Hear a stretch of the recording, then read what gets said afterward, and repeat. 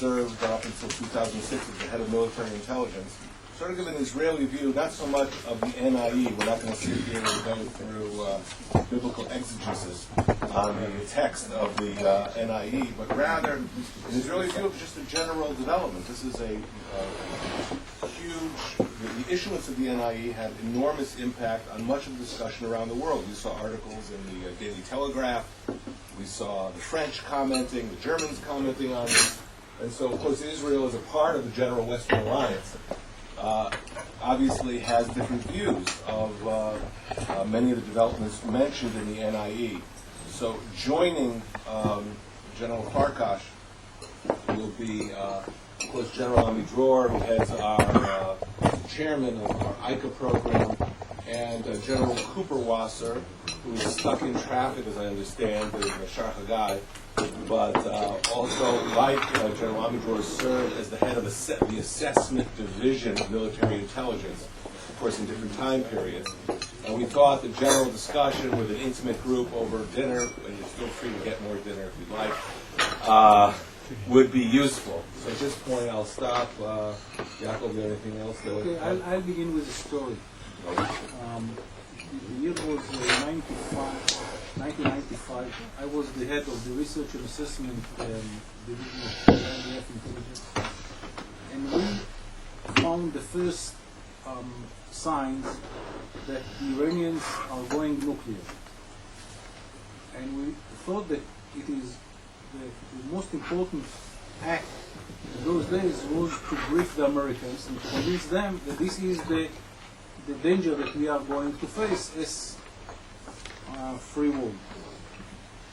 And it was not easy to convince them that this is the subject on the table.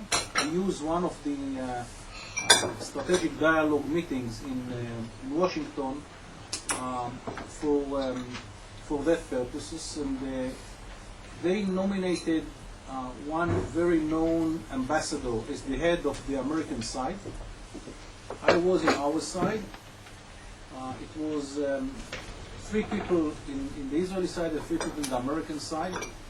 And after translating all the assessment that we had, and we sent it in advance to Washington, we came after some months, and for more than 4 hours, I tried to convince the American side that this is the case, that the Iranians decided to go nuclear. After 5 hours, during which the Americans asked questions, we didn't have any materials of American origin,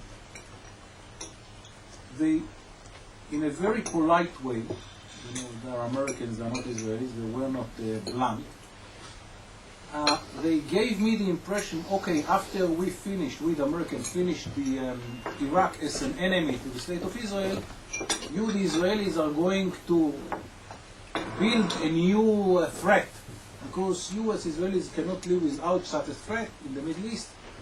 So now you have a new one. And I think that during my more than 4 years as the head of the assessment branch, this is one of my great failures. It took the Americans another 2 years, and since 1997, the intelligence community in the United States of America was very at the same line with the Israeli one, understanding that the Iranians are going nuclear. And I think that in a way what we are facing now in the United States of America is the same process, during which the Americans are making mistakes in the way that they are grasping the notion and the information that we both share. And the explanation that they are giving to what is going on in Iran is the same that I heard in '95.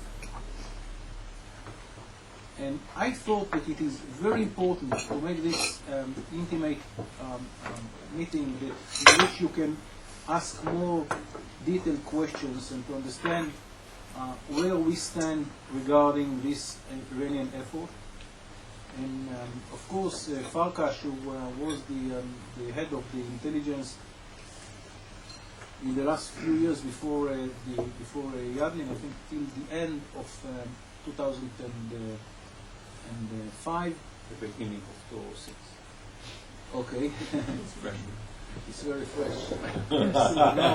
Why I remember the date, I'm very bad in dates and names. But when I investigated the intelligence during and before the war in Lebanon, I read some papers, and the first was the last paper of Farkash, the head of the intelligence. I remember it was the end of '95 or the beginning. Yes. The paper was the end of. So it was a paper being sent also to the Prime Minister. Yes. So I'm not so mistaken, and I think that it's a very good opportunity for you to have a better understanding why we so strong in our position that the Iranians are building their military. I want to be very precise. Their military nuclear capability. There is no argument about the civilian side and so on and so forth. But what we are talking here is a pure, clear military capability.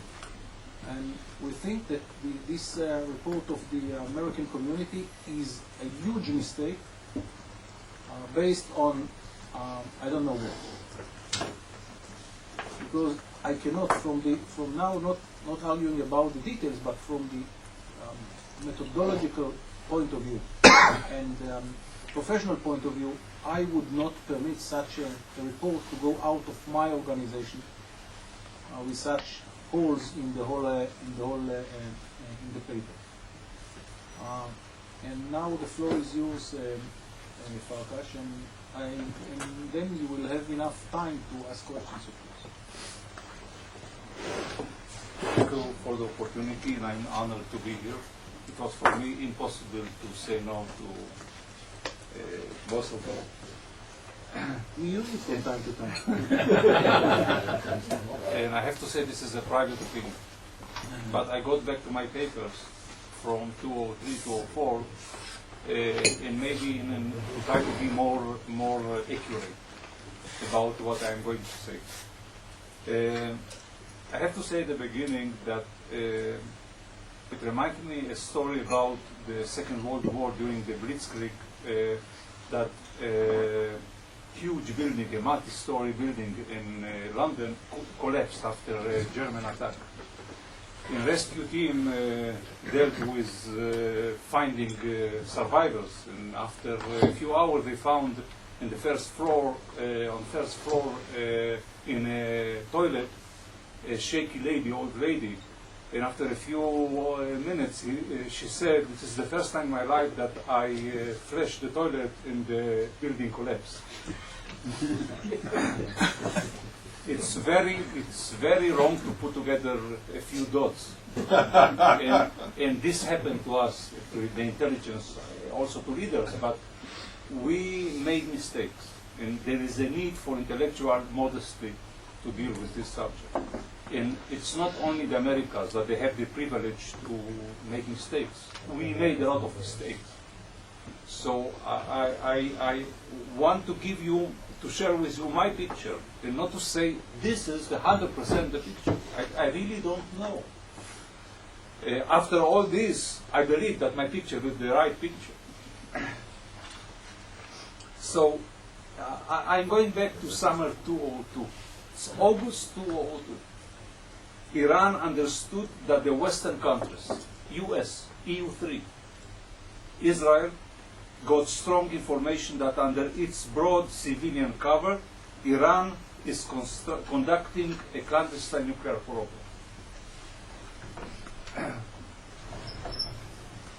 General Kwasser escaped from our guy. Please join us.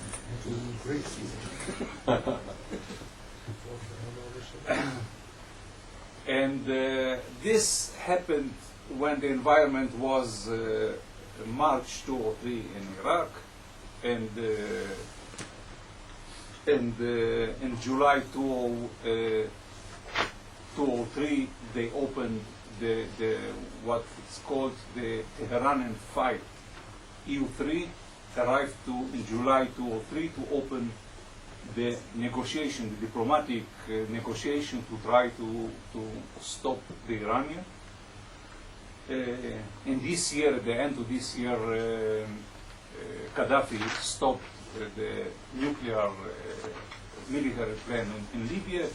So it's not only diplomatic way to convince Iran that something happened. It's also the victory, the shock and awe in Iraq, etc., etc. So trying to understand what was the picture during 2002-2003, I can say that Iran develops military nuclear capability under a broad civilian cover. The participants were the AEOI and the MOD. It was a very crucial point during 2003, at the beginning of 2004, that AEOI is the Iranian nuclear Atomic Energy Agency. yes. And MOD, the military plan was under the responsibility of the Ministry of Defense, and the civilian plan was under the responsibility of the AEOI. I can see three important legs in the nuclear plan. Number one is the delivery system, the delivery system, the surface-to-surface missiles. Without the delivery system, it's very difficult to achieve targets. So because of that, this is a crucial point, the development of the surface-to-surface missiles, and I will go into the details concerning to this subject. Number two is fissile material accumulation through uranium enrichment and plutonium production. And number three is the development of weapon system. I believe the right name is weaponization group. This is a very crucial group that's supposed to take the fissile material and to prepare the warhead, the bomb that will enter in the warhead, will fit the warhead, the missile's warhead. I will add a few things about this subject. And I'm happy that Cooper Wasser is here. He was, of course, the man, the general that led this research and was very strong involved in everything that I'm going to say.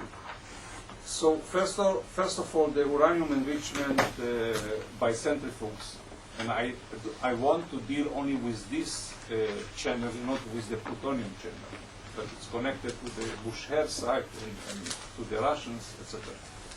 So everything that I'm going to deal with is the uranium enrichment by centrifuge.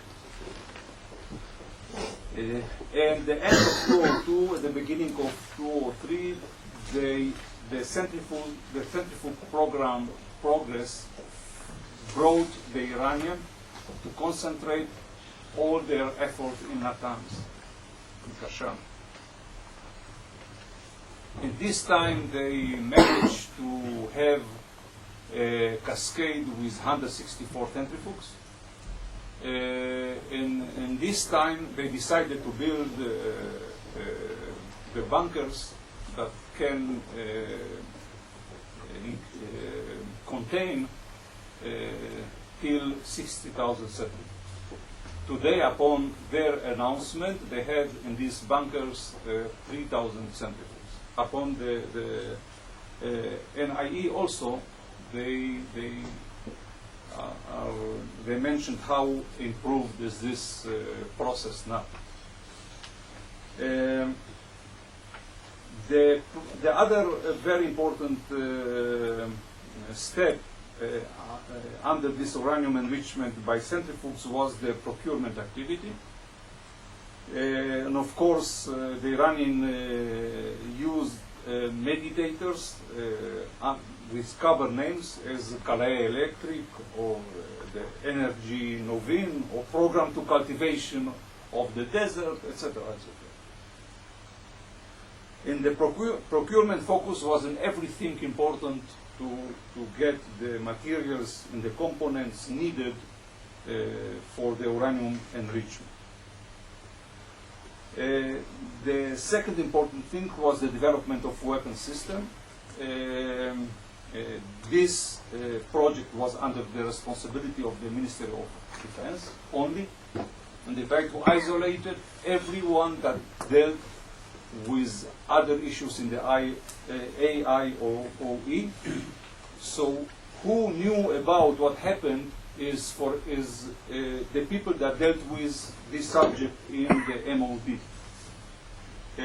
And this, the development of weapon system, dealt with all aspects of nuclear activity, mining and uranium conversion. The mining was basically in a few mines, but one of the most famous that was well known is the Cochin mine in southeast Iran, very close to the border with Pakistan. Uranium enrichment, weapon system development, high explosive charges forming in diagnostics, neutron sources.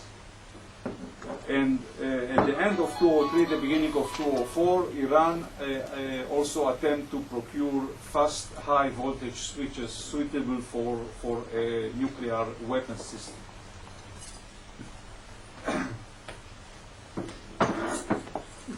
The third topic is the delivery system.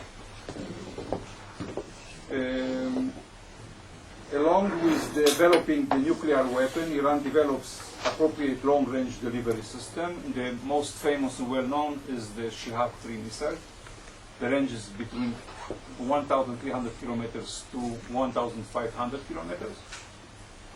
And I have to say that during the brigades of the surface-to-surface missiles, Shihab-3 missiles, became operational in July 2003, when the Revolutionary Guard took the responsibility for the surface-to-surface missiles. As you know, no, the military is responsible for the strategic issues in Iran. So everything, also the nuclear important things, are connected to the Revolutionary Guard and not to the military. And the Revolutionary Guard is under the responsibility of Khamenei, the leader, and not under the responsibility of Ahmadinejad, that is the president. So the Shihab-3, the warhead is approximately 700 kilograms. And during maneuvers in Iran, we saw these missiles by our satellite being the direction of the missiles were Tel Aviv and Riyadh, not on Israel. There are two other important steps to developing the long-range deliveries, surface-to-surface ballistic missiles. The second step is supposed to give them the opportunity to launch missiles to the range of 3,500 kilometers to 5,000 kilometers. It's all Europe. Maybe with Portugal, only Portugal is out of this range. And the third step, as we knew in this time, was to the range of 10,000 kilometers, between 6,000 to 10,000 kilometers, that is supposed to give them the opportunity to launch missiles against the eastern coast in US.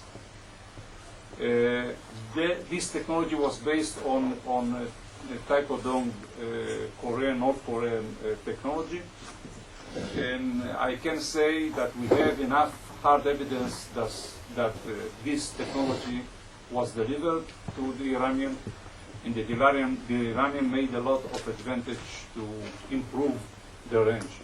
This was a very strong argument during discussions that the head of Mossad and I myself were asked by the Prime Minister to meet leaders in Europe and to convince them about the nuclear military plan. I met personally Berlusconi in these times, Minister of Foreign Affairs and Defense in France, in UK, in Germany, in other countries in Europe. After 6 months that I finished these meetings, was by different times, I got a very important message. And I went to the Prime Minister Sharon, and told him I understood after this. The message was, I believe, the message is clear. Most of the leaders understood, and they have the basic knowledge needed now, data about the nuclear plan. But their message, and I want that you will know the two messages that I got, are these. Number one, General, I don't know why you are trying to threaten us, the European, that we have to live with a nuclear military threat. During the Cold War, Europe, of course, this was the situation. I don't want to enter here, of course, to say what is the difference between Stalin or others in Ahmadinejad. And number two, finally, if this really will happen, in Iran will achieve nuclear military capacity, US and Israel will solve the problem. And I believe the message is still there today also. And maybe when we will deal a bit also with the national intelligence estimate, we can speak about it. This will be only a estimation and not hard evidence about what I am going to say. Of course, the Iranian developed a full fuel cycle from the mining through the UCF, through the conversion, taking from the mine and by the chemical process to UF4 and with floor to UF6 to have the gas needed to the enrichment, and then the centrifuges, and to build a system that in a few years, 2 to 5 to 3 years, will give it the opportunity to have to produce enough fissile material to build a nuclear military. Just for clarification, UF6 is what we call yellow cake? No, the yellow cake is before. This is the first process. The yellow cake is the beginning. The yellow cake is the beginning of the process to develop the UF6. And then the UF6 goes into the centrifuge Yes. Absolutely. for enrichment. UF6 is the gas. Okay. This is a product of what's called conversion. Okay. Yellow cake is Glossary of terms. After describing this picture, now I want to take you, if you want to do it together with me, to refer to 6 points from the published report from the NIT. And I'm going to begin with paragraph 8. Of course, I will put together my points, my dots. In paragraph 8, I want to say, this is together with the footnotes, by saying that in fall 2003, Tehran halted its nuclear weapons program. We, I mean the NIC, don't mean Iran's declared civil war related to uranium conversion and enrichment. It is in paragraph 8.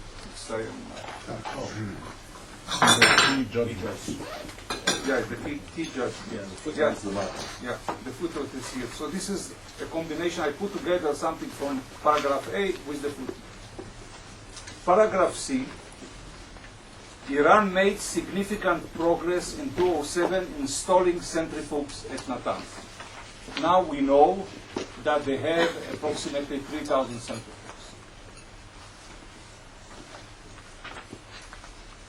This is paragraph C. To access centrifuge enrichment is how Iran probably decided. Iran resumed to declare centrifuge enrichment activities in January 2006, despite the continued halt in the nuclear weapons, etc. So what is my message and what I see important in this paragraph? Iran made significant progress in 2007 installing centrifuges at Natanz. We judge, this is the point bullet, we judge that the earliest possible day Iran would be technically capable of producing enough highly enriched uranium for a weapon is late 2009.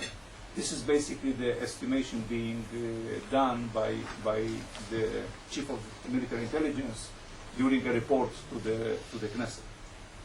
Paragraph D. Iranian entities are continuing to develop a range of technical capabilities that could be applied to producing nuclear weapons if a decision is made to do so. For example, Iran's civilian uranium enrichment program is continuing. This is a very strong message by saying that, of course, under the cover of the civilian plan, they are saying in this report that at the end of 2009, 2010,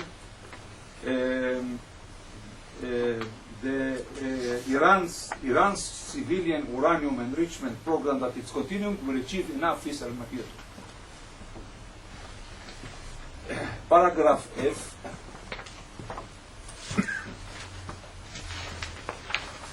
We assess that Iran probably would use covered facilities rather than its declared nuclear sites for the production of highly enriched uranium for a weapon. In the last one, paragraph H, we assess that Iran has the scientific, technical, and industrial capacity to produce nuclear weapons if it decides to do so. So what is the meaning? The meaning is, in my point of view, that no later than 2010, they will have, because they are running approximately 3,000 centrifuges, they will have enough fissile material if they will take a decision to build a nuclear military plant. I have to say this will take them, from this time, 3 to 6 months. And no one can promise that we or the Americans will know that they took this decision in the end of 2009 or 2010. If I will agree with the first saying that in fall 2003 Tehran halted its nuclear weapons program. I want to add 3 remarks. Number one, the distinction between military and civilian programs is, in my point of view, artificial. Since the enrichment of uranium, which all agree Iran is continuing, is critical to both civilian and military uses. This is called by people in the academy as the Japanese system. They are 3 to 6 months from building a nuclear bomb if they will decide to do it. Number 2, the surface-to-surface missile plan.